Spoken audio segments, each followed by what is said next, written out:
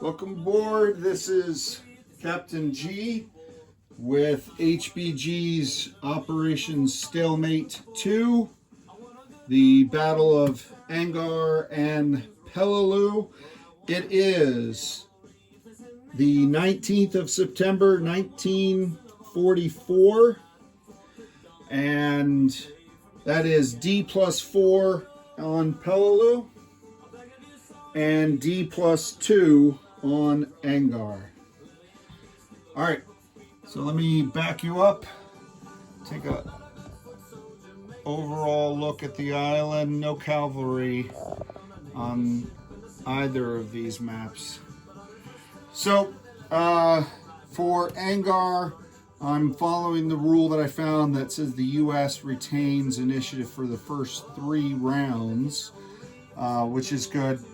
Because we are going to transition next on the 20th to the Japanese initiatives, because they're already well over 170 victory points. So same issue with the victory point inflation for the Japanese in this battle is what we found in Peleliu. They didn't get 200 as quickly, but they're almost there. So with the U.S. having the initiative, we rolled good weather. We got a die of a 2 on our rolls and no modifiers here for Angar. We continued. This was a contested zone, so we couldn't fire into these mountain zones. Our air missed here when we tried to destroy that heavy artillery, which retreated out of this zone so it could fire back next time. The U.S. did push down into this beach. We cleared these zones. So other than this pocket at Green 2, this pocket here at Saipan Town, which is a victory point location, if you will, and the mountain corner, Angar is basically we're closing in on the Japanese. Most of the island is under U.S. control, or certainly not occupied by the Japanese. I have pushed the Naval Task Force here so they can fire direct fire into this zone. This is the last zone that they'll be able to do direct fire on up in this area. Then they'll be doing shore bombardment into these mountains. It's not worth it sending them down here. I should be able to get clear these 2 southern zones out fairly quickly.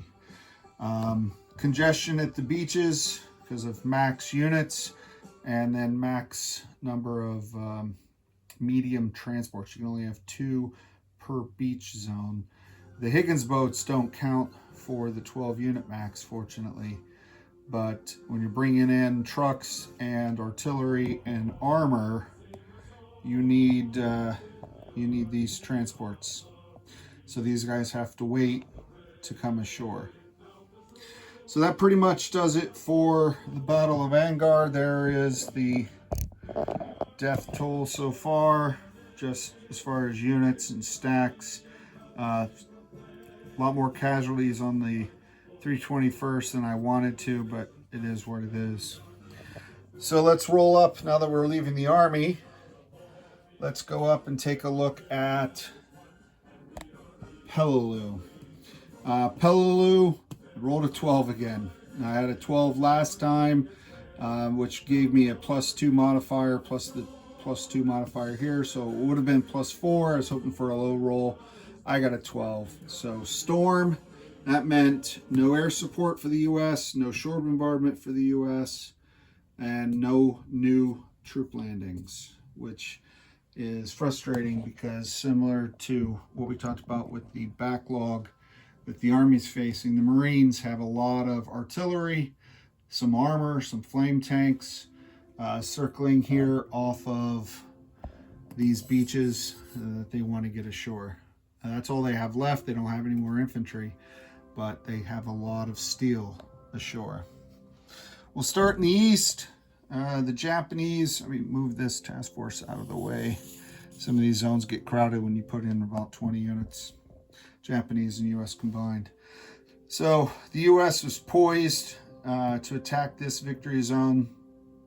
So the Japanese brought in the fire from their artillery here, as well as some units, these coastal guns shooting down to weaken them. The trick I'm learning, or the strategy I'm picking up, is I might have 12 max here, but I'm going to have some units back here as well, and back here, so that way I can push up, and when I do move in, I still move in with 12. And then I got my reserves ready here. So first round went pretty well. Took out all but 3 units left. I should be able to finish them off next turn. Not the same story up here.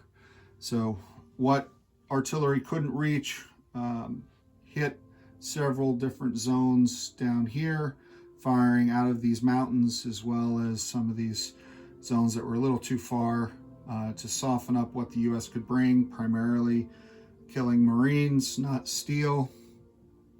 And then I moved in. So this marker is here representing that I sent in 12 units. It takes 3 movement points to move into the mountains. So Marines are only getting there in a truck that can carry 2 Marines, a truck that can carry 2 flamethrower units, or in LVTs. So I sent a bunch of LVTs, Marines, and trucks, 12 unit max, and this is all I have left.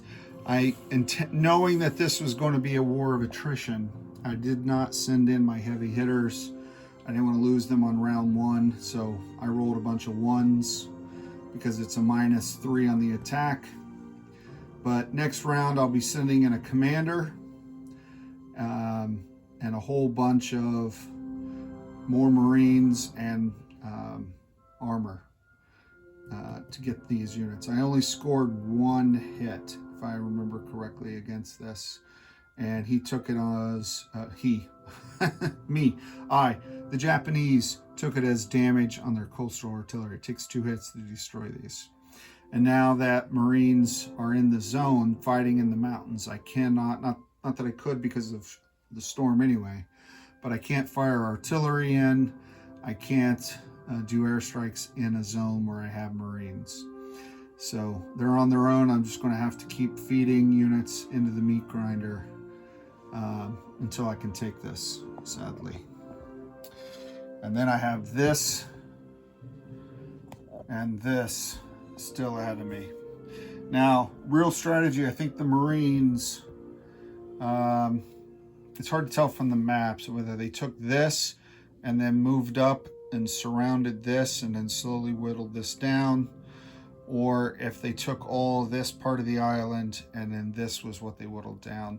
I thought they secured this area first, so that's what I'm trying to do, but I'm running out of Marine Corps units. I need the storm to let up so I can do shore bombardment. I did position the fleet aggressively because I've taken out all the armor, all the shore units and artillery units that the Japanese had that could fire into this and try to hit a transport with units on board. These guys, again, this is my interpretation of the rule. I couldn't find it in there exactly, but if you're in a zone that's contested, you can't fire out of the zone, is the rule that I'm playing with consistently. So that took these guys out of range of firing down there. So that's the plan. The fleet's going to try to shore bombard and direct fire, take this guy out, and then try to hit and cause as much damage up here. I tried it as best they can. There's no point sitting off in the heavy, deep ocean areas and not do anything. So I'll use them while I have them, and if the Japanese artillery fires at these ships, then that's less artillery fire that's beating up on my Marines. So with that, next turn is the 20th of September. The Japanese will have the initiative in Angar, so that'll pivot. And then what I think I'll do, if I look at the Peleliu chart, so I'll be on the 20th next turn, and then the 21st, 22nd, I might do that as one video, so that way we move quickly to the 23rd, and that's when this regiment for the 81st Infantry Division, the 321st, will pull out of Angar, move up to Peleliu to provide some very much needed relief to the Marines there, and we'll see what happens. So again, next turn is the 20th, and then we'll combine a couple turns together. This is Captain G. Thanks for watching. Leave any questions or comments at the bottom of this video in the discussion in the chat, and I'll try to answer them as best I can. This is Captain G, over and out.